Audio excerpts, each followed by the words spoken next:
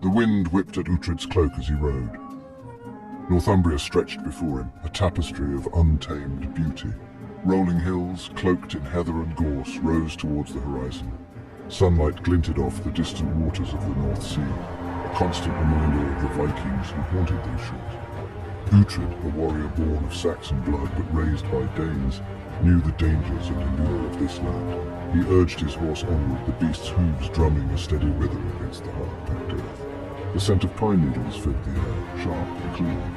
Overhead a hawk circled, its keen eyes scanning the land below. Uhtred felt a sense of belonging, yet also one of unease. This was his ancestral home, yet it was a land riven by conflict and soaked in the blood of Saxons and Danes alike. His journey was just beginning.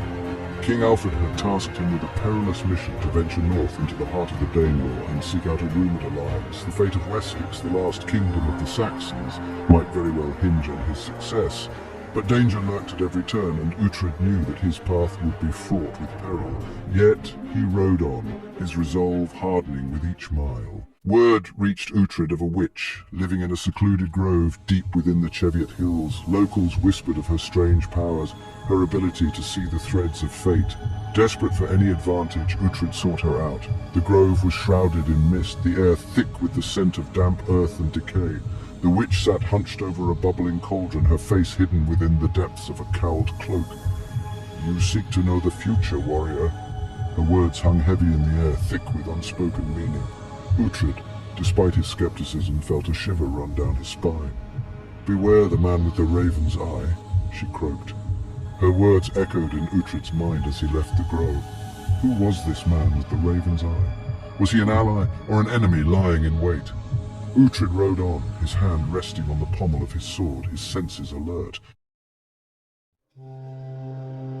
Uhtred's journey led him past crumbling ruins, remnants of a time long past. He paused at the foot of Hadrian's wall, its weathered stones a testament to the power of the Roman Empire, now long faded.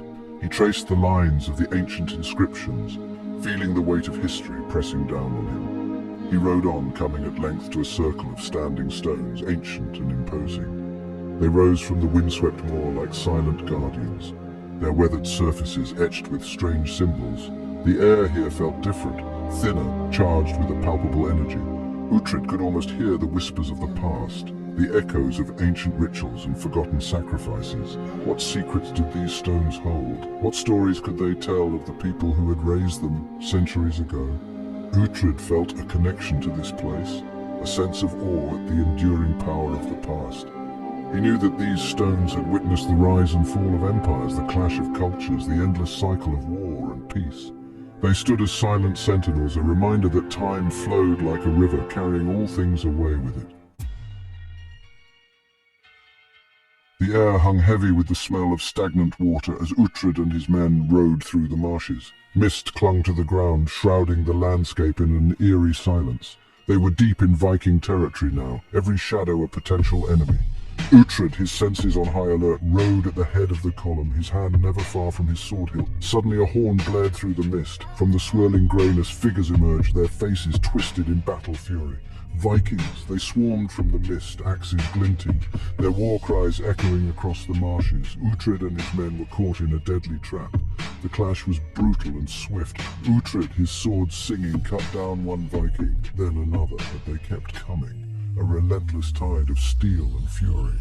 He fought with the cold ferocity of a wolf defending its lair. All around him his men fought with equal desperation, their cries mingling with the clash of steel and the dying screams of their enemies.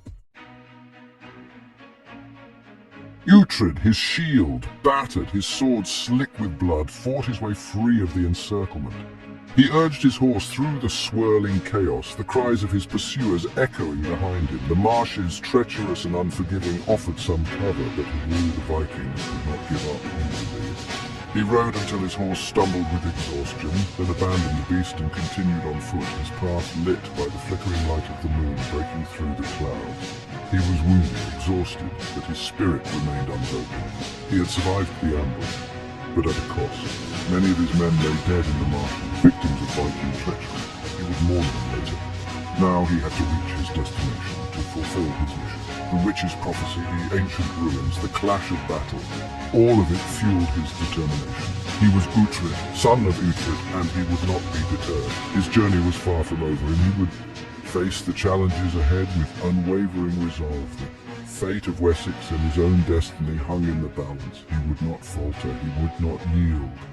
He would see his quest through to the end.